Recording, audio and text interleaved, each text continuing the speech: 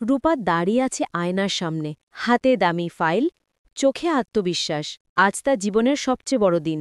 Global ইনোভেটার্স limited নামের বহুজাতিক কোম্পানিতে সিইও পদে ইন্টারভিউ। রূপা নিজেকে দেখে মৃদু হাসে। আজ যদি চাকরিটা পাই তাহলে প্রমাণ হবে আমি একাই পারি, কাউকে দরকার নেই। ঠিক তখনই পেছন থেকে কফির গন্ধ ভেসে আসে। একজন সাধারণ পোশাকে ছেলেটা কাপ নিয়ে এগিয়ে আসে। সে অরিজিৎ। এই নাও, কফিটা খেয়ে নিও। সকালে কিছু খাওনি তো? রূপা কপাল কুঁচকে বলে, তুমি না বললেই হয়। আমার সময় নষ্ট করো না এখন। বড় বড় কোম্পানির সিইওদের কফি বানানোর সময় থাকে না। অরিজিৎ হেসে কিছু না বলে কাপটা রেখে চলে যায়। দরজা বন্ধ হবার শব্দে রূপা দীর্ঘশ্বাস ফেলে। সবসময় এমন গরিব নিরুপায় মানুষগুলোর মধ্যে পড়ে থাকি কেন জানি না। বৃহৎ অফিস ভবন, গ্লাসের দেয়ালে আলো ঝলমলের রুম। বোর্ডরুমে বসে ৩ জন ডিরেক্টর। রূপা প্রবেশ করে, আত্মবিশ্বাসী পদক্ষেপে টেবিলের সামনে বসে। বোর্ড মেম্বাররা প্রশ্ন ছুড়তে থাকে, ব্যবসা, টিম ম্যানেজমেন্ট, ফাইন্যান্স, প্রতিটি প্রশ্নের জবাব দিচ্ছে নিখুঁতভাবে।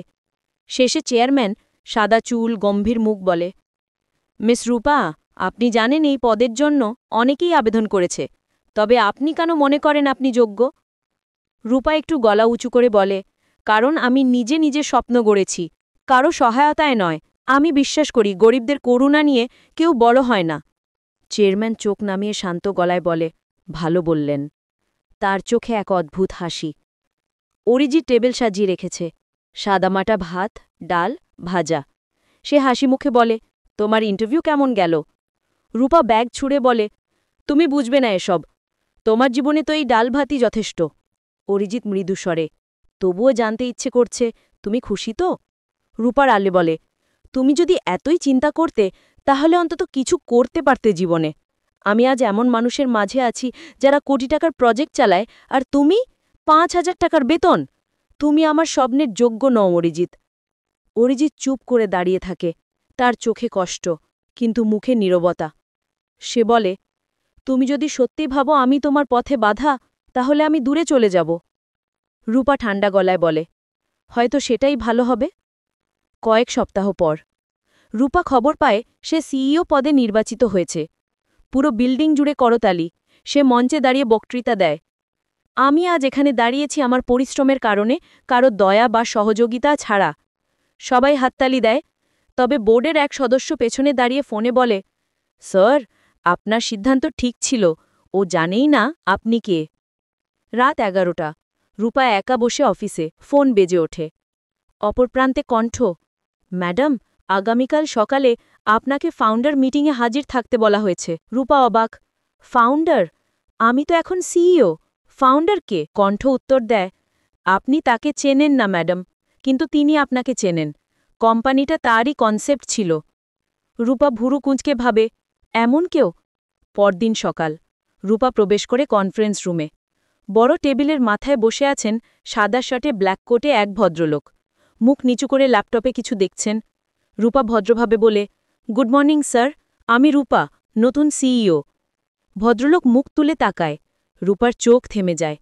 তার সামনে বসে আছে অরিজিৎ। রূপা অবাক হয়ে যায়, গলা শুকিয়ে যায়। তুমি? অরিজিৎ শান্ত গলায়, হ্যাঁ, আমি অরিজিৎ সেন, এই কোম্পানির ফাউন্ডার ও মেজর শেয়ারহোল্ডার। অরিজিৎ ধীরে বলে, আমি তোমাকে কখনো কিছু বলিনি, কারণ আমি দেখতে চেয়েছিলাম তুমি মানুষটাকে চাও না তার অবস্থানটাকে। রূপা ভেঙে পড়ে বলে, আমি জানতাম না, আমি ভেবেছিলাম তুমি গরিব। অরিজিৎ শান্তভাবে উঠে দাঁড়ায়, তুমি যা ভেবেছিলে সেটাই তোমার চোখের সত্য ছিল। আমি চেয়েছিলাম তুমি নিজের যোগ্যতায় ওঠো, তাই তোমার পথ থেকে নিজেকে সরিয়ে নিয়েছিলাম। রূপা চোখে জল মুছে বলে, তুমি চাইলে আমাকে এখনই চাকরি থেকে বের করে দিতে পারো। অরিজিৎ মৃদু হাসে, না, আমি তোমাকে নিয়েছি কারণ তুমি যোগ্য। আমি কেবল চাই তুমি বোঝো যে মানুষের দাম টাকায় নয়, সম্মানে। রূপা মাথা নিচু করে বলে, ক্ষমা চাওয়ার মতো ভাষা খুঁজে পাচ্ছি না। অরিজিৎ এগিয়ে এসে শুধু বলে, সময় সবচেয়ে বড় শিক্ষক রূপা। তোমার স্বপ্ন সত্যি হয়েছে, এখন নিজের মানুষকে চিনতে শেখো। সে নিচু গলায় বলে, তুমি সত্যি আমার জীবনের সেরা আয়না ছিলে অরিজিৎ, যে আমার অহংকার দেখিয়েছে। দূরে অরিজিৎ দাঁড়িয়ে হাসে। ধীরে ধীরে এগিয়ে এসে বলে, হয়তো এবার কফিটা একসাথে খাওয়া যায়। রূপা চোখে জল নিয়ে হেসে মাথা নাড়ে। কখনো কাউকে তার পোশাক, কাজ বা অবস্থান দেখে বিচার করো না। হয়তো সেই তোমার জীবনের আসল সহায়ক।